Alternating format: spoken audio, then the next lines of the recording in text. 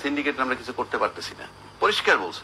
আচ্ছা, প্রশ্ন হচ্ছে সেই আওয়ামী লীগ যখন পতিত হইল, আমি নিশ্চিত করে বলতে পারি সেই সমস্ত জায়গাগুলো খালি হয়ে গেছে। চাঁদাবাজি বলেন, সিন্ডিকেট বলেন, কিন্তু সেই শূন্যস্থান পূরণ করেছে কারা? This is my question. খালি নাই, পূরণ করেছে কারা? যারা শক্তিধর নিশ্চয় তার। আমার অত দরকার নাই তো, যারা পূরণ করেছে তাদের কাছে দেশ নিরাপদ কিনা। সিম্পল, আপনি একবার বুঝে জানেন কারা সিন্ডিকেট। দুই আসেন আইন শৃঙ্খলা বাহিনী, দুইটা কারণে সক্রিয় হবে আইন শৃঙ্খলা বাহিনী। Number one, if Yunus is removed, কালকে ইউনুস সাহেব ধাক্কা দা বাইর করে দেন, রাজ্জাকিরে বসান, সমস্ত প্রশাসন নামবে, আরামসে কাজ করবে। তাহলে কি আমি বেশি যোগ্য? নো, আমাকে ভর্তা বানাইতে পারবে প্রশাসন। এই জন্যে ইউনুস সাহেবের লোম টাচ করতে পারতেছে না কেউ।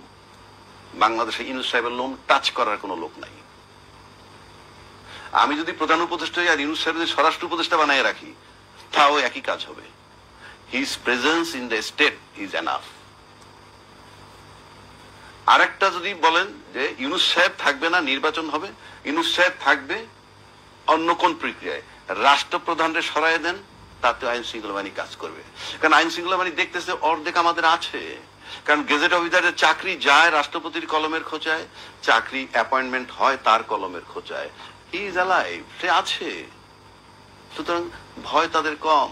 আপনি চাকরিচ্যুত করতে পারতেছেন না, স্বাক্ষরটা কিন্তু রাষ্ট্রপতি করবে। এবং আমরা অতীত দেখছি যখন মাঠে মার্শাল মানে আর্মি নামে, তারপরে কাজ হয় না। This is first time. STC power দেওয়ার পরও যখন আর্মি কাজ করতে পারে না, নাথিং, এটা আই ওয়াশ, সিগন্যাল আছে, করবা না, তা নইলে হয় না কেন? মাই কোশ্চেন ফিনিশ। এবার আসেন আপনার তিনটা চ্যাপ্টার। বাংলাদেশে ছাত্ররা বিদায় দিয়ে দিছে, ছাত্ররা না, আমি ছাত্র আসে মেইনলি তাদের ফোকাস, সবাই একত্র হইয়া আইসে কি করছে, হাসিনাকে সরাই দিয়ে আমাকে বসায় দিল। বসায় দেওয়ার পর কি হইল, সেকেন্ড ধাপটা আসলো যে রাষ্ট্রপতিকে সরাইতে হবে, কারণ তো মসজিদের ইমাম না, আগেও বলছি এখনো বলছি। সে হলো দোসর। তাকে যখন অপারেশন করতে গেল, তখন একটা বড় দল বলল তাকে অপারেশন করলে সাংবিধানিক সংকট হবে। আমি আসমান দিয়ে বললাম, শেখ হাসিনার সরাইলে কি সাংবিধানিক সংকট হয় না? আপনি এখানে সাংবিধানিক সংকট হয়ে গেল। আমি তো এই রাজনীতিবিদের আই ক্যানট ফেইথ। বিপ্লব পরবর্তী আবার আসলে প্রশ্ন আসে কেন? হ্যাঁ, তার ঘাড় দিয়ে বের করে দিতে হবে।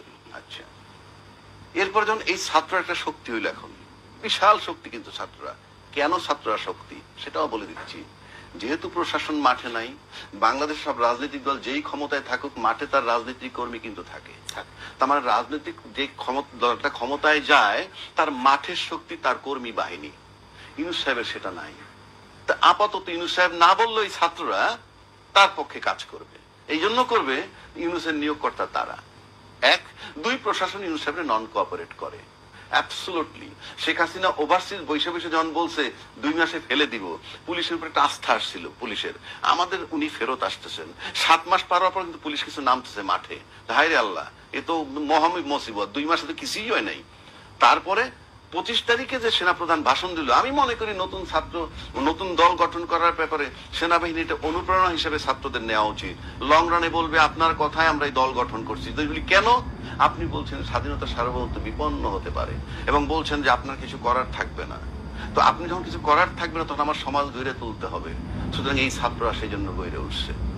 এই কথা যদি বলে কিছু করার থাকবে না, আমি তো বলি এইটাই তাদের বলা উচিত। 2 নম্বরে শেষ পর্যায়ে চলে আসছি আমরা, সময় একেবারে। 2 নম্বর আসেন, এখন বলছেন কারা কারা সংস্কার চায়, কারা কারা স্থানীয় নির্বাচন আগে চায়, কারা বিচার আগে চায়। ত্রিমুখী লড়াই হবে। এই ত্রিমুখী লড়াই কারণে আপনি ইউনুস সাহেব দেখবেন আজকে বিএনপির কথা বলছে, নির্বাচন হয়তো সংসদটাই আগে দিবে। কিন্তু এই ছাত্ররা যদি না মানে, আপনি কি করবেন? রাজনৈতিক অধিকার তার। কারণ আমি এই ছাত্র দল করব তা না, আমি মানসিক ভাবে তাদেরকে সাপোর্ট করি। এই কারণে একটা ফ্যাসিস্ট সরকারের বিরুদ্ধে একটা রাজনৈতিক শক্তি দাঁড়াইছে। এছাড়া এক্সিস্টিং কোন দলকে আমি সেভাবে দেখি নাই। সব দলের একত্র উচিত ছিল একটা জায়গায়, যে শেখ হাসিনার এবং ওই স্বৈরাচারের বিচারটা অন্তত করো। সেই একটা জায়গায় যদি একমত হইতো, এই ছাত্র দল গঠন করতে নাও পারতো। সুতরাং এই ছাত্র দল গঠন করার দায় ওদেরকে নিতে হবে, যারা এক্সিস্টিং দলগুলো ছিল।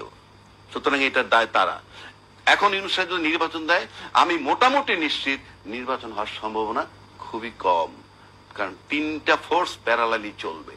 ছাত্রদের একটা ফোর্স, এই রাজনীতিবিদদের একটা ফোর্স, পাশাপাশি আপনি যদি মনে করেন মাঠে যে আইন শৃঙ্খলা বাহিনী নাই, সেখানে সেনাবাহিনীর প্রধান, উনি একটা রেজিমেন্টেড ফোর্স, উনি একটা শক্তি। ওনার Of course. এই তিনটা সমন্বয় না হওয়া পর্যন্ত আপনি বাংলাদেশের নির্বাচন অনিশ্চিত।